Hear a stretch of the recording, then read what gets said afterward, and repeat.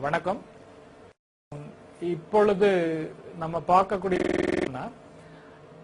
விடுதலை புலி தலைவர் பிரபாகரனுடைய மரணம் சம்பந்தமாக இலங்கை அரசு வெளியிட்டுள்ள வீடியோ படக்காட்சிகள் பற்றி எழுந்துள்ள சந்தேகங்களை தொழில்நுட்ப ரீதியாக அணுகுவோம்.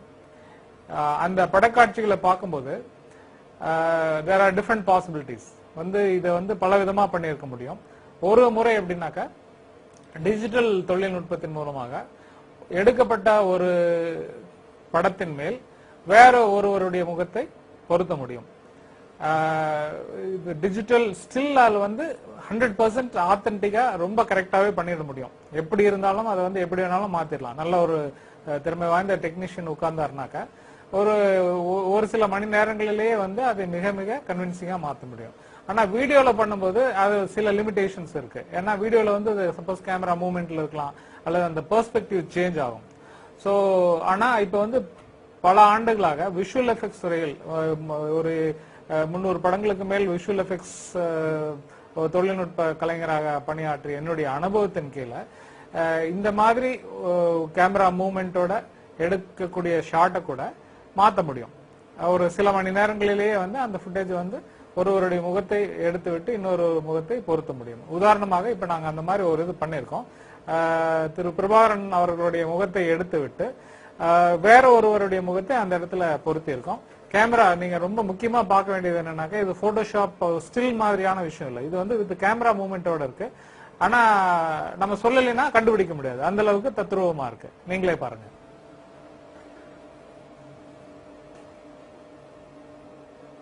இது ஒரிஜினல் ஃபுட்டேஜ்.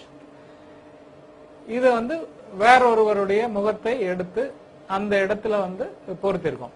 இப்ப இதுல என்ன தொழில்நுட்பம் அப்படின்னு கேட்டீங்கன்னாக்க camera hand held camera. So camera தொடர்ந்து மூவ் ஆயிட்டே இருக்கு. ஆனா அது த்ரூ கேமரா டிராக்கிங் அப்படிங்கிற ஒரு சாஃப்ட்வேர் மூலமாக பண்ணும்போது அந்த சாஃப்ட்வேர் அந்த கேமரால என்ன மூவ்மெண்ட் இருக்குங்கிறத கண்டினியூஸா அனலைஸ் பண்ணும். அனலைஸ் பண்ணிட்டு அந்த டேட்டாவை நமக்கு கொடுக்கும். சோ அந்த இடத்துல இந்த இன்னொருவருடைய முகத்தை சரியான முறையில அலைன் பண்ணி கலர் கரெக்ஷன் எல்லாம் பண்ணிட்டீங்கன்னாக்கா எட்ஜ் அதெல்லாம் கொஞ்சம் போட்டோஷாப் அல்லது அந்த மாஸ்கிங் ஒர்க் எல்லாம் பண்ணணும். அதெல்லாம் பண்ணிட்டு if you apply the track the data then it will be like this. இன்னொரு தடவை பாருங்க. இது ஒரிஜினல் ஃபுட்டேஜ்.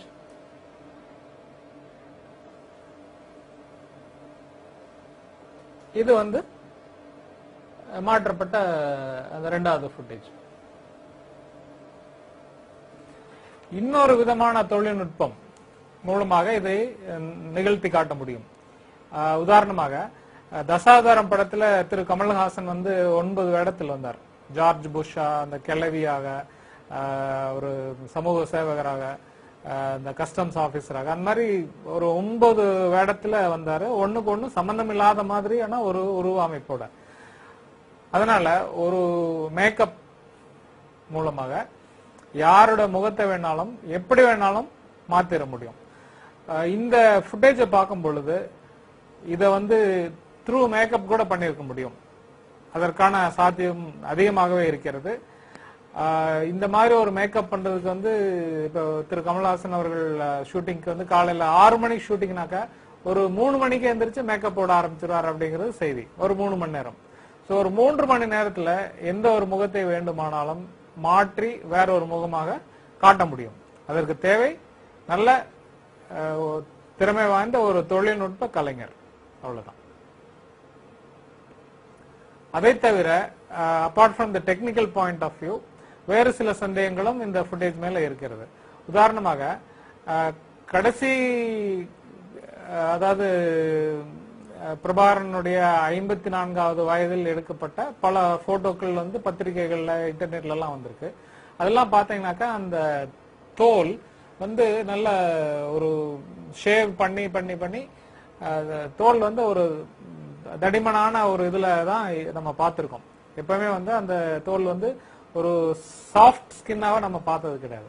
ஆனா இவங்க காட்டிருக்கக்கூடிய அந்த வீடியோ ஃபுட்டேஜ் நிச்சயமாக அந்த மாதிரியான ஒரு தோல் அமைப்பா தெரியல. ரொம்ப ஒரு சாஃப்ட் ஸ்கின்னா தெரியுது. நம்பர் 1. நம்பர் 2, அவருடைய இளமை கால தோற்றம் போலதான் இருக்கு. ஒரு 10 ஆண்டுகள் அல்லது ஒரு 15 ஆண்டுகளுக்கு முன்னாடி அவர் எப்படி இருந்திருப்பாரோ அந்த மாதிரி ஒரு உருவம் தான் வந்து அதுல தெரியுது.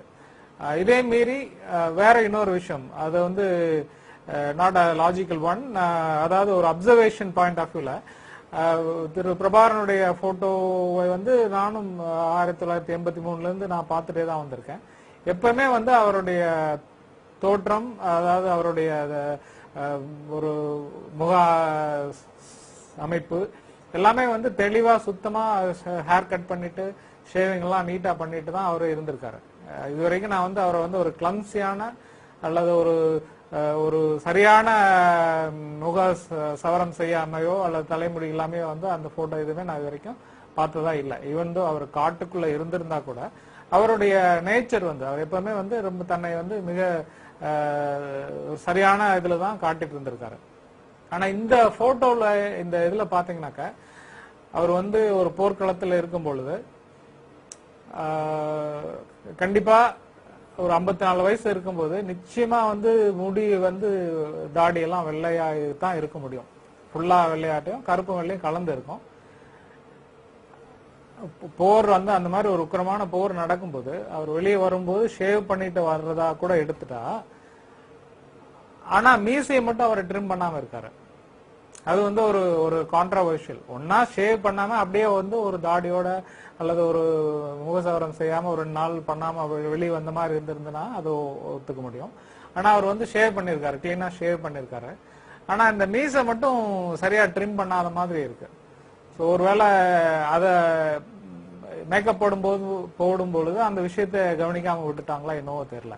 ஸோ அதனால இது வந்து சந்தேகங்கள் வந்து இன்னும் வலுவான சந்தேகங்களாக தான் ஆயிட்டு இருக்கு. இது வந்து they are trying to prove to the world இதுதான் அவரோட பாடி அப்படின்னு சொல்றதுக்கு எவ்வளவு முயற்சிகள் எடுக்கிறாங்களோ அந்த அளவுக்கு வந்து அந்த சந்தேகங்கள் வந்து அதிகமாயிட்டே தான் இருக்கு. அதுதான் இப்போ உள்ள நிலைமை.